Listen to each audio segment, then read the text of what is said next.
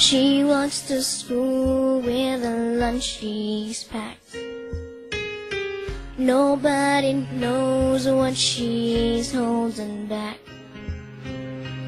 Wearing the same dress she wore yesterday. She hides the bruises with linen and lace. Oh.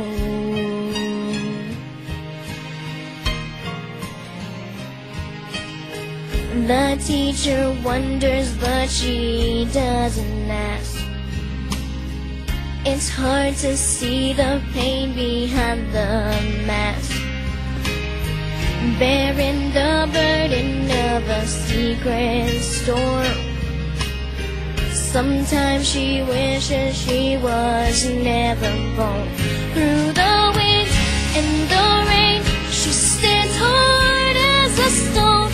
In a world that she can't rise above.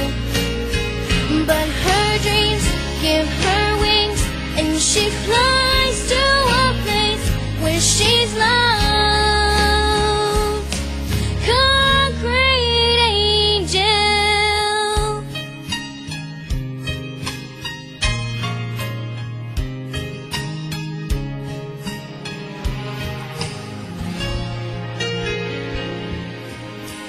Somebody cries in the middle of the night. The neighbors hear, but they turn out the lights. A fragile soul caught in the hands of fate. When morning comes, it'll be too late. Through the wind and the rain, she stands hard as a stone. In a world that she can't rise above. But her dreams give her wings, and she flies to a place where she's loved. Concrete angel.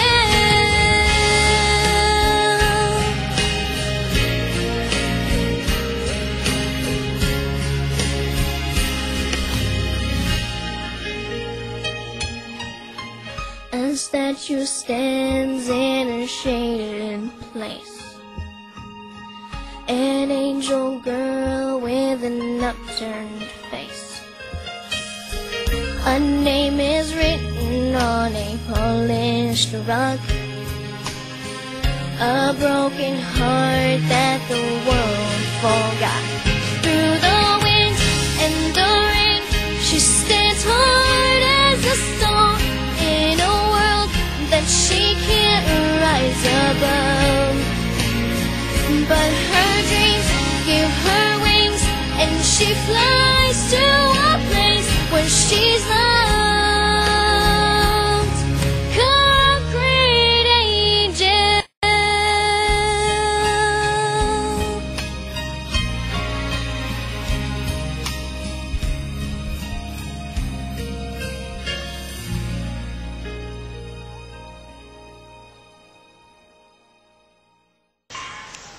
Hi, I'm David Romero. For many generations, child abuse has been a crucial issue within our society, not just within our country, but worldwide. Many aspects go hand in hand with reasons for abuse, such as drugs and alcohol, mental health issues, and the most popular one, cyberbullying. It is unfair that children at any given school may go through strifes at home that the faculty is totally unaware about. This is why I'm here today. This is the future side of High Tech High K through 8, and it would be complete arbitrary that these kids of our future generation would have to go through those similar strifes. Today we will be speaking about how our future generation can work to dismay child abuse. We are speaking to Carlos Cardona, Chairman and CEO of Tomorrow's New Day, Elena Azikar, Head Publisher for the New York Times Children's Department, and lastly Suzanne Richardson, the Head Psychologist of the University of Toronto, specializing in children's psychology.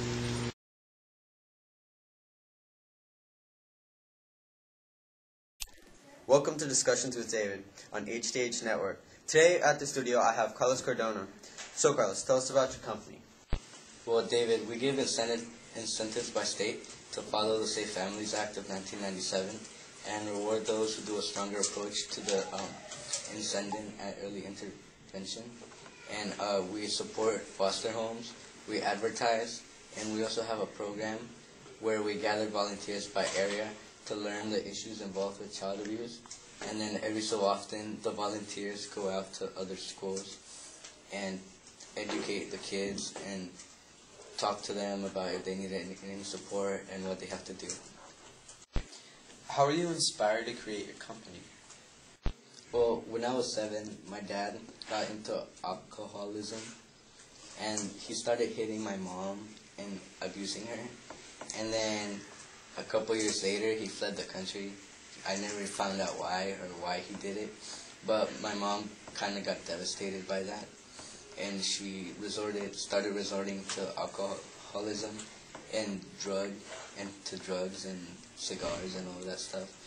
And then she started to hit me too, and she started to abuse me. So when I was 17, I decided to run away and start this company. It's remarkable how you were able to take a dark side from your past and create a company that supports those children who go through similar situations from which you went through as a child.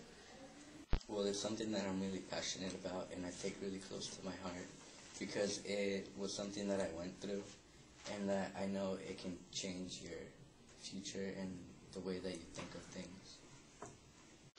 I think what you and your company are doing is a really great solution to child abuse. I just want to know, I just want to go back to one of the programs that you have, which is that volunteers go to the schools. How is it that you were so successful in gathering these volunteers? Well, I believe that since we work with the government, it allows us to have people take a day off from their work and instead go help kids in need, like go volunteer and go work and help children at school, educate them about child abuse and what they can do. And actually, I think that if you think about it, many more Americans are willing to volunteer and help other kids rather than go to work. And not only Americans, I hear that you're starting to go more global with your company, correct? Well, actually, we have been going more global. We have been helping the whole Western Hemisphere. Some countries like Mexico, Brazil, Chile, Canada, and I think that our whole project should take off through early fall and somewhere around halfway through the year, like June or July. Thank you, Carlos. And now I have Elena as car publisher for the New York Times. Elena, what is it exactly that you do at your work? Well, I'm the head publisher for the New York Times Children's Department. So all the articles you see coming from me that have to do with youth and children, I write them, and they come from my office. I do all the editing that all my people write, and I edit them, make sure everything's okay, and that's basically what I do. How often do you get topics involving child abuse? Well, definitely not enough. Child abuse is an issue that can grow and steady very easily, and it's hard to comprehend their strives they go through when they're at home. And in my work, I try to comprehend what they go through and understand their daily struggles in life. And it's pretty hard to read what they go through because, I never imagined having children going through such difficult times at such a young age. And,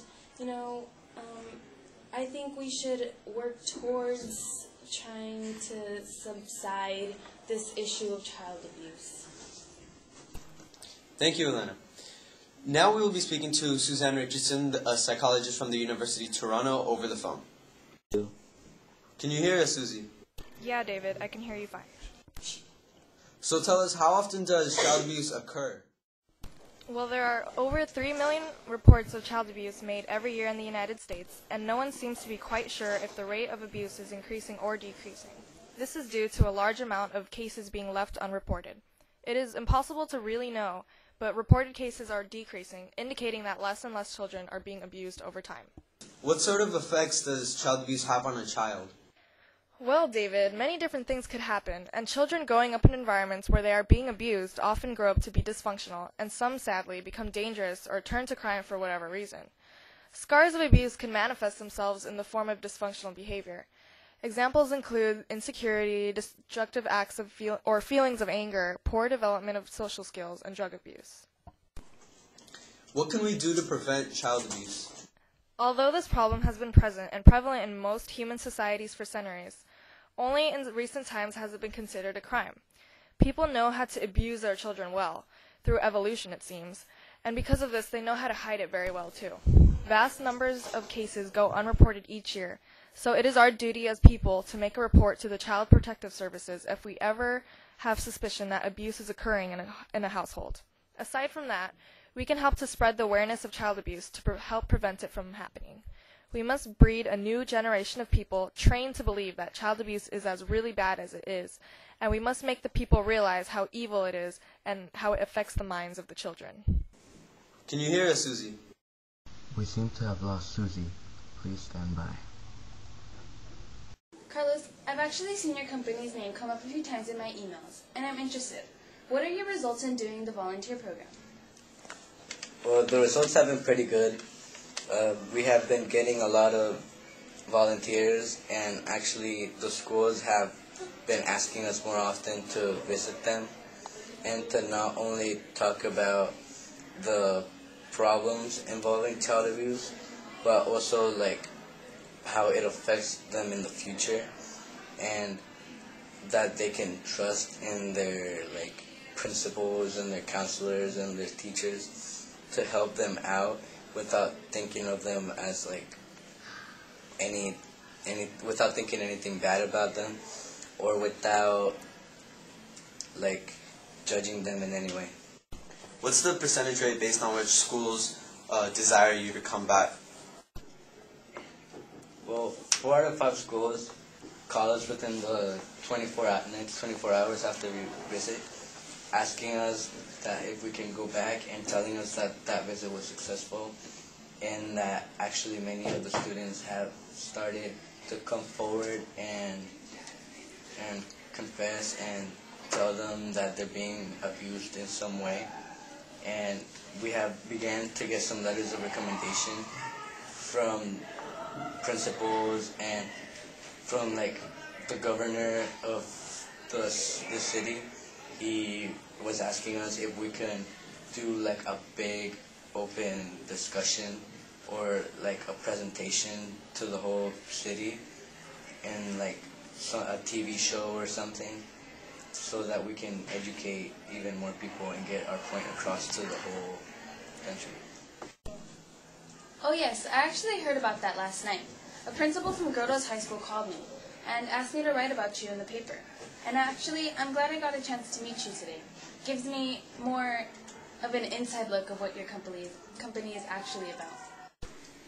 Well, actually, I have heard of them a couple times, and I have worked with them in the past. And I believe that there's a chance that we can work together in the future to get our point across to the whole country and the whole world. And we can actually team up to fight child abuse and just get it over with and help our future generations. That sounds like a great idea, Carlos. The more people that become fully aware of such a controversial issue such as child abuse, the more likely it is that they will come forward and make a change not only with themselves but also within the community. It has been a great show, and I'd like to thank both Elena Azakar, Carlos Cardona, and also Suzanne Richardson for joining the show.